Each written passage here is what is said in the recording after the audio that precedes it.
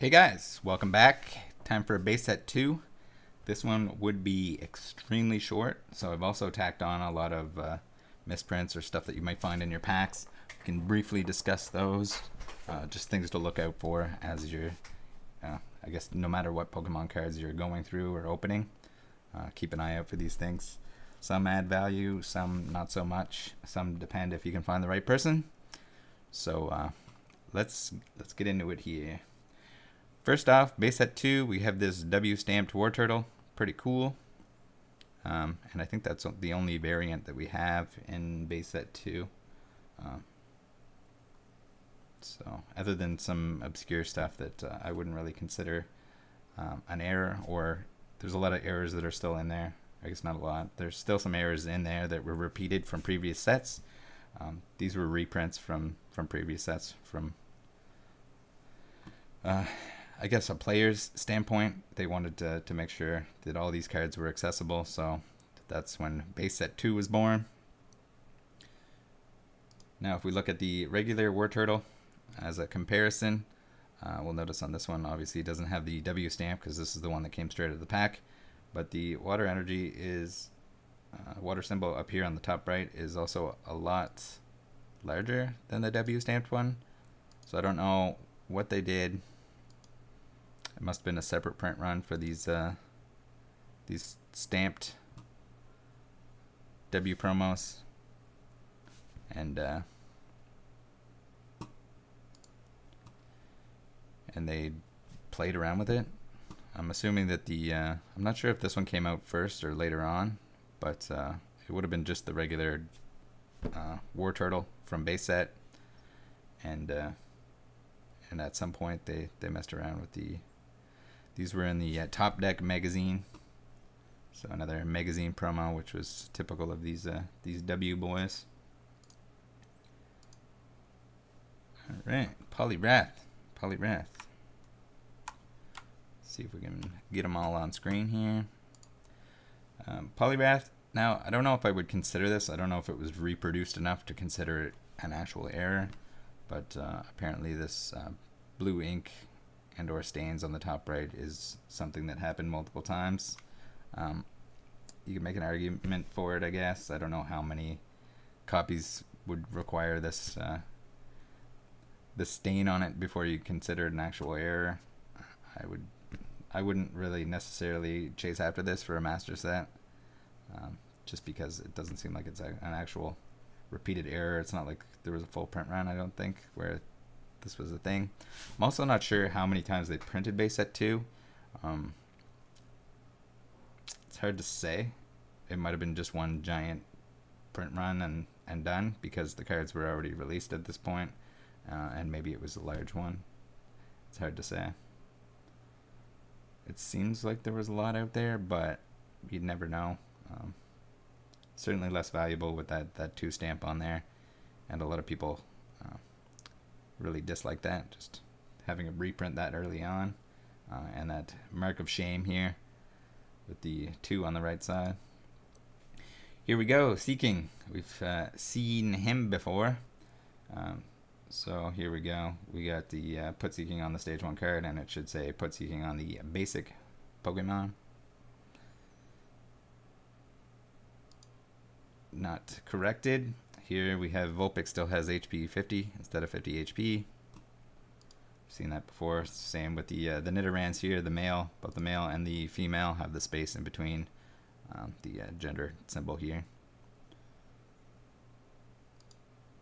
Blastoise. All right, so that's pretty much it for base 2. So this is why we're gonna get into other things to look out for amongst your cards, and it doesn't matter what set it is. These can kind of happen anywhere throughout. It's just kind of manufacturing defects that sometimes they're repeated, sometimes they're not, sometimes it could be a one-off. So here we have Blastoise with this little red dot here. So this is just an ink dot error or misprint, you would call it. These can pretty much show up anywhere. Sometimes you end up with multiple cards with the same dot in the same location. I personally don't think it adds any value, but someone might just really want that little red dot or little whatever color it might be. any of the three colors can show up there as a little dot. So it's something to keep an eye out for. It'd be cool if it was in a neat shape or a really neat location that made it more significant, but you never know.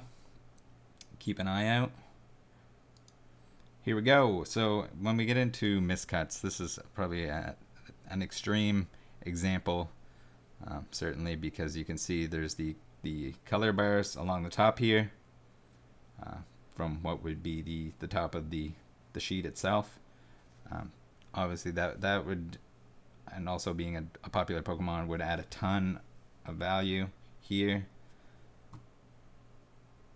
And this is a modern card, but you can see this happening in older stuff as well. So here we have a Blastoise from base set, base unlimited, and you can start to see the next card on here.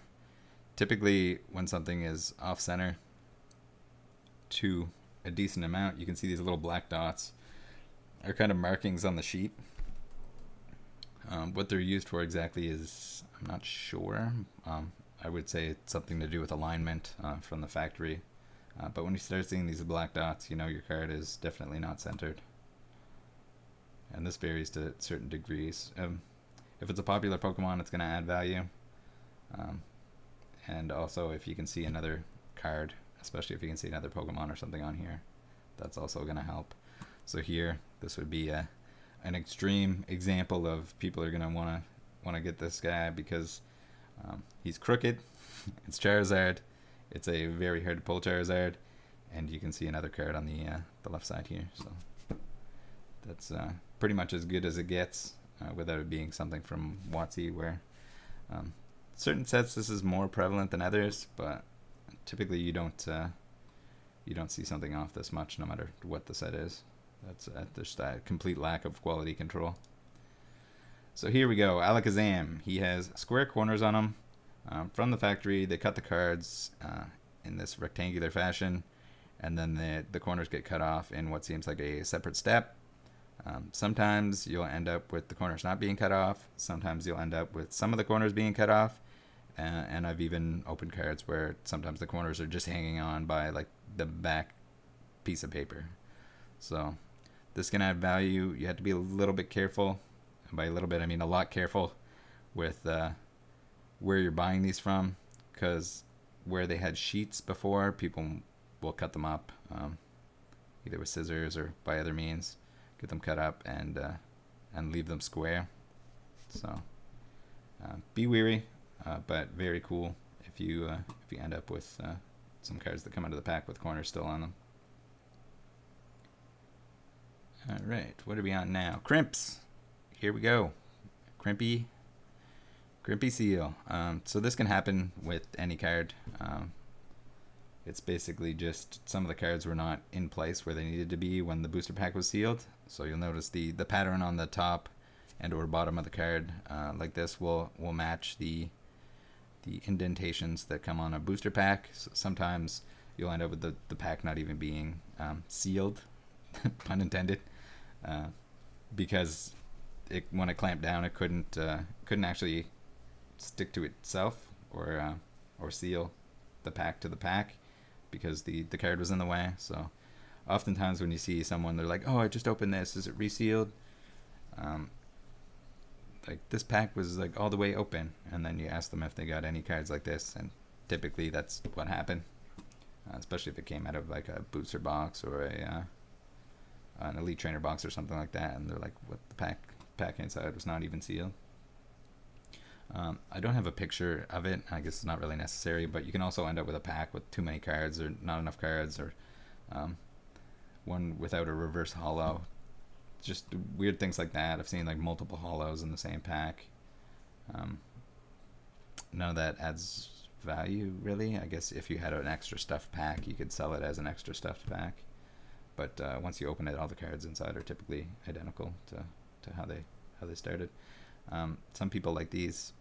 Typically doesn't add a ton of value, but still kind of neat to come across. We've seen him before, Haunter with a stain, so you can look out for all kinds of stains and defects with the either ink or printing process that they messed up. Sometimes it's repeated, sometimes it's just happens. Should mention that a lot of this stuff can happen on both the front and back side. Typically, for value, you want it to happen on the front side and on a card that's has a popular Pokemon on it, or some kind of really distinct marking that makes it unique. Here we see the back side of a card. This is just sort of a printer hickey, so you see these every now and then. I've seen them on the front and the back of cards. Typically, it doesn't really add anything, but something to look out for. All right, hollow shift. So this is kind of neat. Basically, Pokemon cards are printed in layers, and there's a layer that will block out everything except for where the hollow is supposed to show. So oftentimes you'll see like the box here on the Zapdos that we looked at in the previous video. It'll have the blocked out section where it's blocking the hollow foil from being shiny, and where you didn't have a stage box, so it wasn't supposed to be there.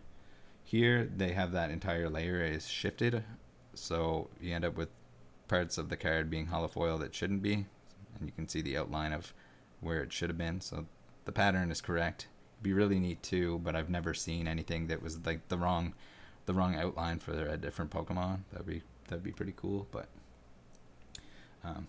quite a few of these have popped up. Still very, very rare, and even then, it's probably one of those things that just slipped by quality control and wasn't mass printed in that error form.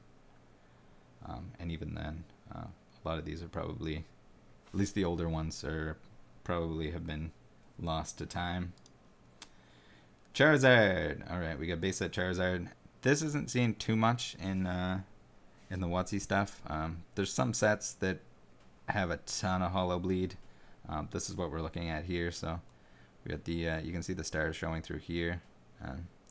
So if there's only a little bit of hollow bleed, you'll need to use a really bright light to make it show up. But like I said, some of the, especially the modern stuff, those like McDonald's promos that came out recently, at least the ones that were here in Canada, a ton of them had hollow bleed. So it's basically that the layer of ink isn't put on thick enough, I guess, and you end up with the hollow foil showing through the card, or parts of the card where it isn't supposed to, and that varies to a certain degree. Also adds a whole lot more value if it's on a popular Pokemon, like our boy the Fire Lizard here. My brother knows. His isn't a base set one, unfortunately, but his evolution Charizard has a ton of bleed throughout the whole thing. More prominent than this, just evolutions and not base set. So I brought this in just to kind of bring awareness to, sometimes people will leave cards in the sun. Whether it's intentional or not is a different story, but there are times where a card can be missing a color, but most of the time when you see these cards that are faded, it's typically just someone put them in the sun, and the UV light gradually removes the color from the ink dots in a particular order as well. This photo is from Silver Snorlax on E4. I'm gonna thank him for using this. But he also sent me some cards that I used to look under the microscope. There's another video for that if you want to check that out. Basically, you can see as it fades, you're going to lose certain colors first. So that's kind of a way, or probably the best way, to determine whether something was,